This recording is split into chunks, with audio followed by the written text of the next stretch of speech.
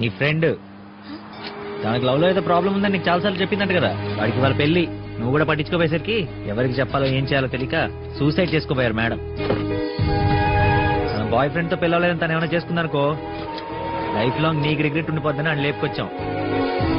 అంతేగాని స్వార్థాలేం లేవు మాకు. ఒకప్పుడు బాబుగానే ఉంటే లవ్ మ్యారేజ్ అవ్వలేదని ఎవరైనా సూసైడ్ చేసుకోవడానికి ట్రై చేస్తే లాగిపెట్టి 4 పీకుండేవాడిని. ఇప్పుడు తన ప్లేస్ లో నన్ను ఊహించుకొని నీకెవరితోనో పెళ్లి అవబోతుందన్న ఆలోచన వస్తుంది.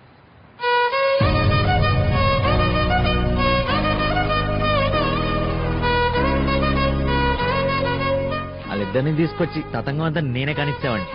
అది కీర్తి ఎక్కడ అని అడుగుతానే ఉంది. అందుకే నీ మొహం చూపిద్దామని నేను తీసుకొచ్చా. ఆడవాళ్ళకి ఏం అవసరాలు ఉండే మాకు తెలియదు కదా. నా జీవితంలో ఉంది 2 లేడీస్, ఒకటమ్మా ఒకటి నువ్వు.